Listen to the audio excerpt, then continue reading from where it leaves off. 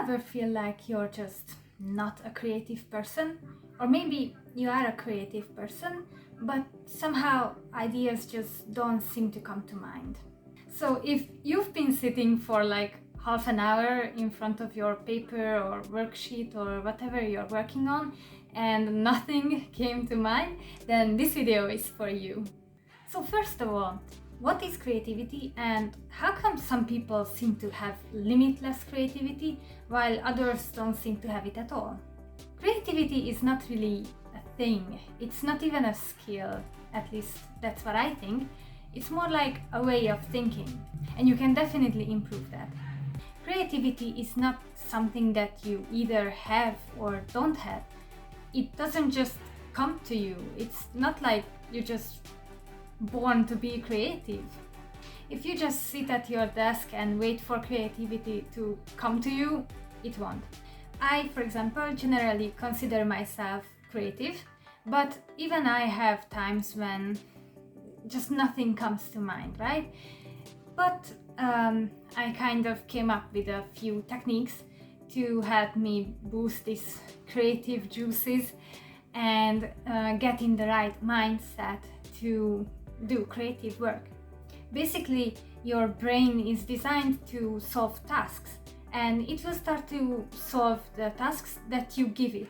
And okay, what does that mean? Obviously, your brain is there to solve your problems, but actually your brain sometimes do it even in the background if you're doing something else.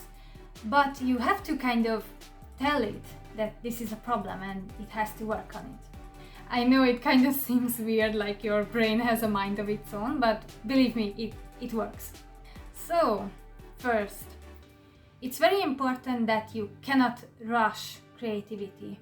Please give yourself enough time if you have any creative tasks or job or any project that needs creativity. You need to give at least, I would say, a few days, even if the task seems like something you can do just in a few hours. If you need creativity for it, then please try to leave at least a few days for it. Of course, you're not going to do this creative job all the time in that few days, but your brain needs some time to start the process. Also, don't do it when you're really tired or before bedtime, because you just won't have the patience for it. Next, it's really important that you think deeply about the task at hand. Of course, you might be thinking that, I've been sitting here for an hour and I've been thinking and thinking, but just nothing seems to come to mind. Like, what should I do? Well, have you really been thinking about the task?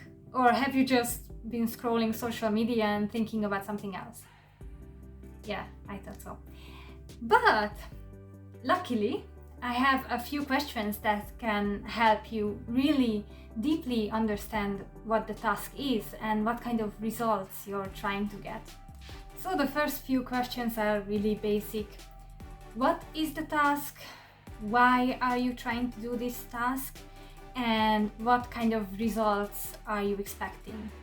So, for example, if it's an art piece, then you can think about, yes, this is a painting. Yeah, you're doing it for school or for a job or whatever.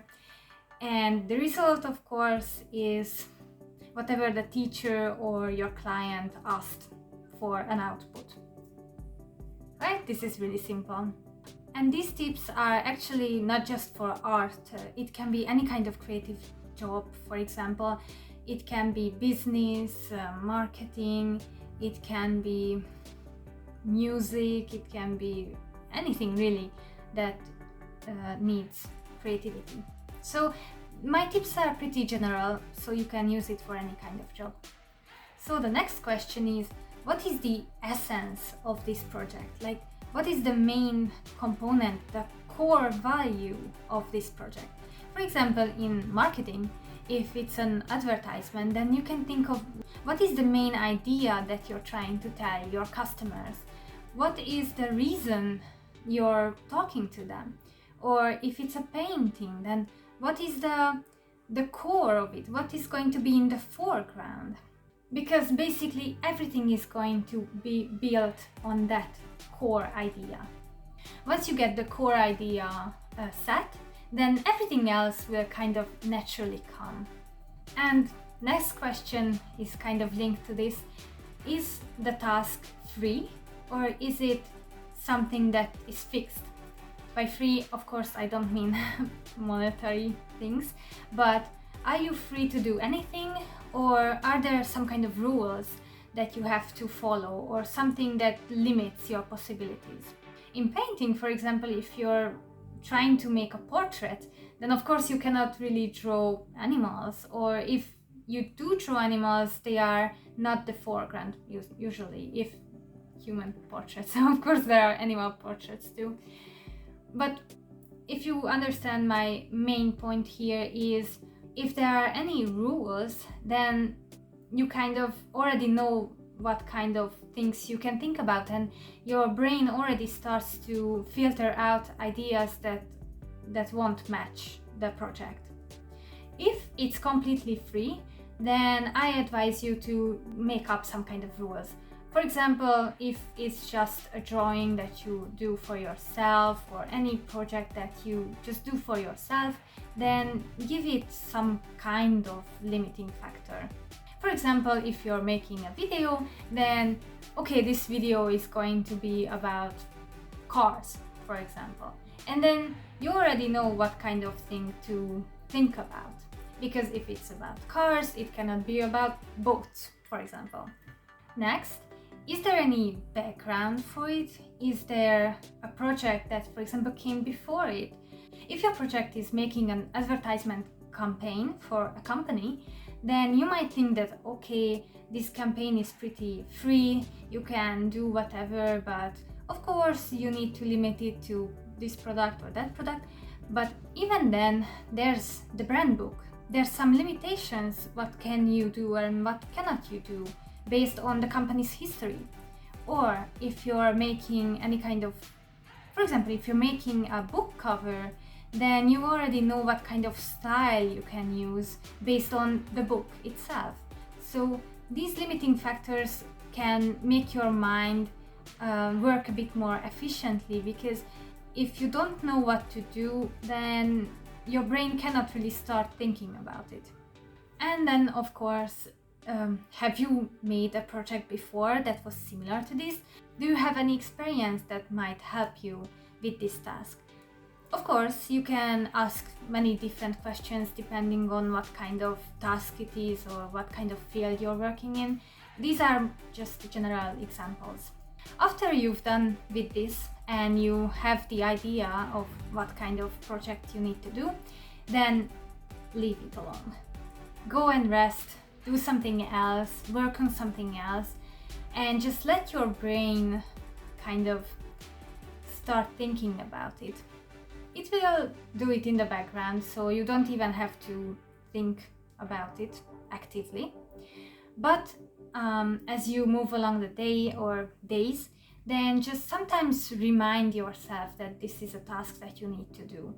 Maybe read through your notes on it and try to really get into it, but not like sitting in front of it. It also helps to do some kind of other creative work, or maybe just go outside and maybe enjoy yourself with whatever you want to enjoy yourself with, meet your friends, go for a walk. During this time, you will kind of notice that random ideas start to pop up. Make sure to always write them down, even if they sound stupid, because you will get some new ideas from it. At this phase, it's best to have multiple ideas so you can work with something. So after a day or two with this, sit down again and read through your notes. Try to get your brain to really think about it. Really try to come up with whatever idea just comes to mind. Even if it's stupid, just write them down. Try to work around it. You don't really have to make anything detailed, just general ideas. After you've started to explore these ideas, then it might sound a little silly, but I advise you to ask someone who doesn't know anything about it. Like, not just the project, but like anything about the field. If you do art, ask someone who's never done any art. If you do business, then ask someone who doesn't really know much about business. It might be weird because like how could they help you, but actually because they move in different fields, they might have unique ideas that you never even thought about. Because once we get into any kind of field, we kind of start to narrow our minds to what that field expects or what that field considers right. But other people might have completely different ideas. Of course, these ideas might not be relevant or good, but they might give you food for thought. You might realize something that you haven't realized before. It's best to repeat these first few steps that I told you and just wait a bit. If you have enough time, just sit down, think about it, then leave it alone for a while, come back to it, and try to come up with as many ideas as you can with not much detail, because you want to have the best idea, of course. If you just go with your first idea, then in the end it might turn out that it wasn't even that good. But if you have multiple ideas, then you can really try and pick the best one. Unfortunately, creativity takes time. You really can't rush it.